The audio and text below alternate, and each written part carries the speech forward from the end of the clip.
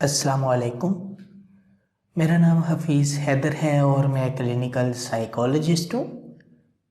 आज मैं आप लोगों के साथ ओवर थिंकिंग ऑब्सेशंस के बारे में कुछ डिस्कस करना चाह रहा था। ओवर थिंकिंग में ये होता है कि इंसान का दिमाग जो है अपने ही आप से जो है फाइट कर रहा होता है। इंसान के दिमाग में जो है उसकी सोचों की मुख्तलिफ टीमें बनी होती हैं और वो टीमें आपस में लड़ रही होती हैं। जिस तरह एक क्रिकेट की टीम है और वो आपस में खेलते हुए अपने जीतने के लिए लड़ती हैं, इसी तरह इंसान की सोचें जो हैं वो खुद से लड़ती हैं और मुख्तलिफ सोचों के साथ जो है लड़ती हैं और बार बार उसको जो सोचें आती हैं वो डिस्टर्ब करती हैं। उसमें से कुछ सोचें जो हैं अच्छी भी होती हैं और कुछ बुरी भी होती हैं। अब इन सोचों की वजह से इंसान जो है कंफ्यूज हो जाता है और प्रॉपरली कोई भी जो है डिसीज़न नहीं ले पाता। उसे कंसंट्रेट करने में प्रॉब्लम आती है, उसकी तबीयत में चिड़चिड़ापन आ जाता है, गुस्सा बहुत जल्दी करना शुरू कर देता है और इवन के बाज़ दफ़ा तो ऐसा भी देखा गया कि उन सोचों के बरअक्स रिएक्ट भी कर देता है और वो उन सोचों के अंडर आकर अपने आप को लाचार आदमी समझता है, जैसे वो जो है बेबस हो गया और वो सोचें जो है उसकी कंट्रोल नहीं हो सकती और वो बहुत ही उन सोचों की वजह से परेशान हो जाता है। और ये परेशानी उस इंसान की जो है पर्सनल सोशल ऑक्यूपेशन लाइफ में बहुत ज़्यादा डिस्टर्बेंस क्रिएट कर देती है।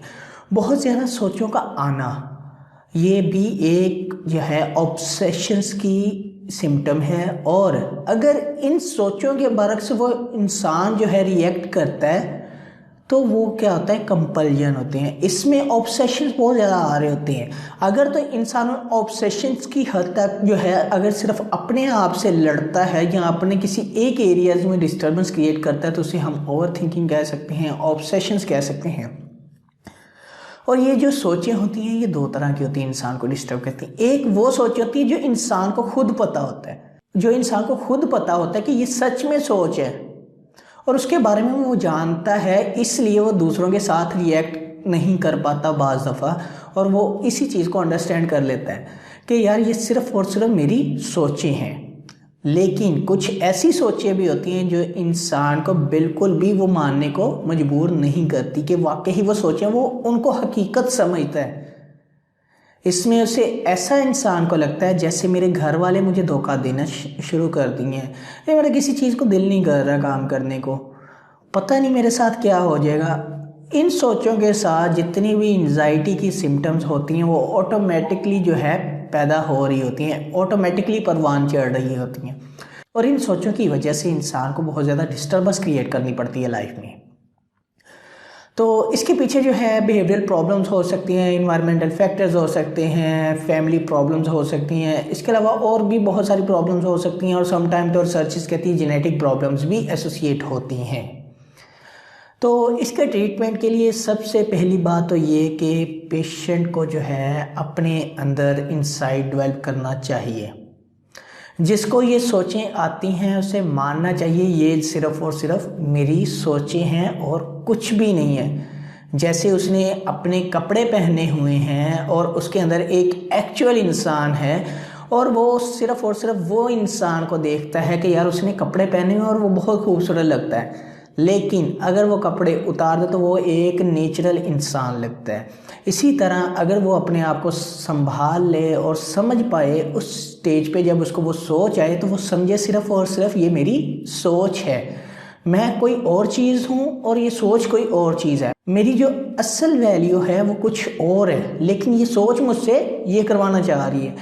तो सोचों के बारे में जान लेना बहुत ज़रूरी होता है। अगर पेशेंट जो है सोचों के बारे में नहीं जान पाता तो इससे वो बहुत ज़्यादा नुकसान में जाता है। इसीलिए उसे जान लेना चाहिए कि ये सिर्फ और सिर्फ मेरी सोच है। अगर हमने कभी नारियल लिया है ना, नारियल, तो नारियल को जब हम उतारते हैं उसका मोटे वाला छिलका, हार्ड वाला छिलका, तो उसके अंदर से एक सॉफ्ट नारियल निकलता है जो खाने के लायक होता है। इसी तरह इंसान उन सोचों के अंदर आकर इतना दब जाता है कि वो एक सॉफ्ट सा इंसान होता है अंदर, और लेकिन उसकी सोचें उसे बहुत ज़्यादा हार्ड बना देती हैं। तो उसे वो समझना चाहिए कि वो एक हार्ड शेप में उसकी वो सोचें और उसे उनसे बाहर आना है। तो इसलिए उनसे बाहर आने के लिए सबसे पहले उनका जान लेना बहुत ज़रूरी है। तो अगर कोई शख्स कहता है कि जिसे बहुत ज़्यादा सोचें आती हैं, वो क्या करे, अपनी सोचों की एक लिस्ट बना ले कि मुझे इस टाइम जो है गुस्से की सोच आती है, तो वो लिख कर रख ले कि मुझे जो है अब इस टाइम गुस्सा आ रहा है, मुझे जो है ऐसा लगता है मेरे घर वाले सही नहीं है मेरे साथ। वो उसकी एक लिस्ट बना ले, एक राइटिंग पैड के ऊपर लिख ले और वो अपनी पॉकेट में रख ले कि मेरे घर वाले मेरे साथ सिंसियर नहीं हैं। और इसी तरह जो है डिफरेंट सोचों को जो है वो लिख ले जो उसे जो है बहुत ज़्यादा परेशान करती हैं। अक्सर मदर्स को ये परेशानी होती है कि मेरा बच्चा स्कूल गया, पता नहीं सही होगा कि नहीं होगा।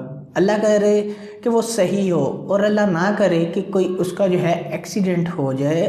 इस तरह की सोचों में अक्सर माएँ मुब्तला रहती हैं जब वो अपने बच्चे को घर से बाहर भेज देती हैं।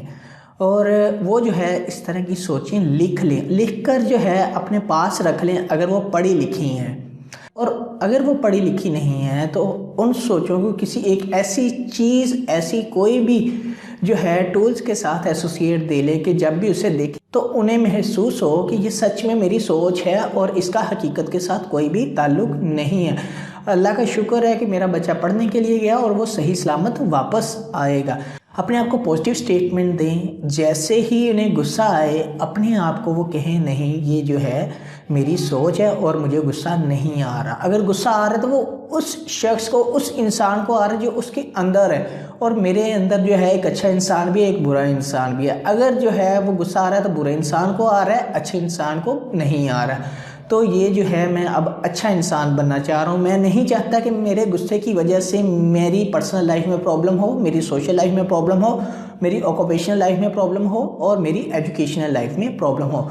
इसके अलावा और भी डिफरेंट टेक्निक्स हैं, लेकिन अगर इंसान ये 2 टेक्निक्स को अपना ले तो वो जो है ओवर थिंकिंग से जो है दूर रह सकता है और अपनी नॉर्मल ज़िंदगी गुजार सकता है। उम्मीद करता हूँ आप लोगों को मेरी ये वीडियो अच्छी लगी होगी। अगर अच्छी लगी है तो काइंडली लाइक कीजिएगा, शेयर कीजिएगा और सब्सक्राइब ज़रूर कीजिएगा। ओके, अल्लाह हाफिज़, अल्लाह निगहबान।